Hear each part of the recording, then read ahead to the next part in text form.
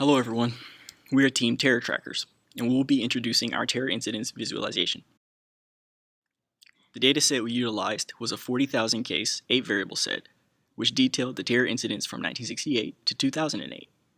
We obtained the set from the RAND Corporation, which is a very prominent think tank funded by the US government.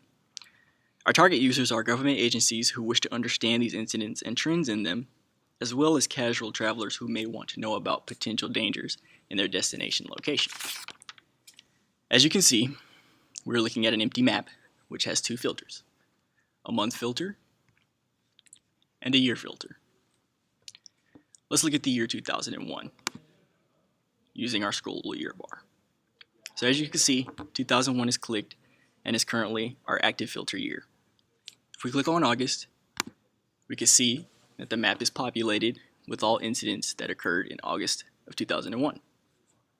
On hover, you can see that there are details on demand, which list various things about the incident, including city and country, the exact date, alleged perpetrators, injuries and deaths, and a small description.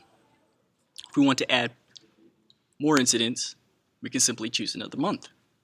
So now, as you can see, I'm looking at August and September of 2001. I can choose any combination, and comparison is easy due to visual cues and color differences. So as you can see, say we want to know more about this small group of incidents here.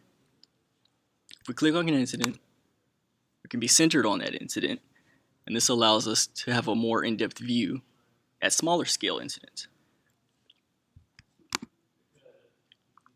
So as you may notice, the circles are different sizes. The sizes indicate casualties. Bigger circles, bigger casualties. Smaller circles, smaller casualties. Now, let's try something else. Let's say, for instance, that I spotted a trend. Deselect current queries. The map clears itself of its filters. Let's select June, July, August, and September. So we can see that throughout this time period, some of the same spots have been hit. Perhaps there's a trend, perhaps by the same perpetrators. We can also compare throughout years.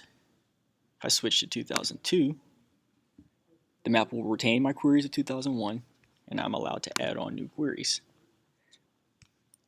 The dot lets me know that queries in this year have been retained. So if I switch back, I can still see the queries from 2001.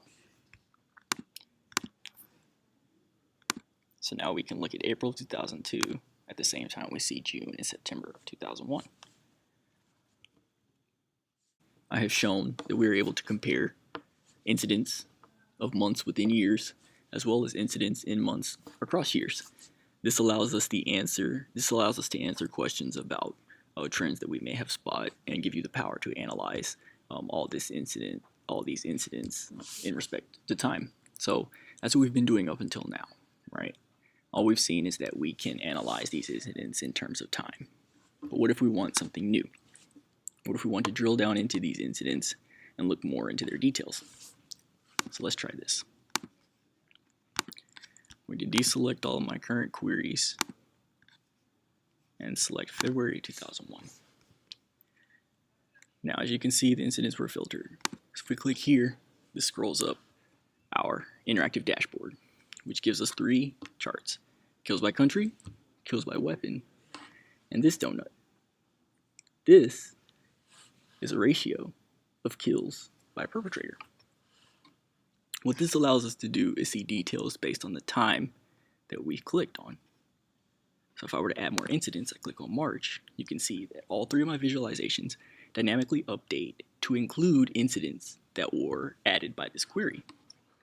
So as you can see, if we deselect, first we can see that Nepal, Colombia, and Kashmir were all countries attacked in this time period. We can see that there were about 4 deaths via explosives, and most of the deaths were caused by an unknown perpetrator.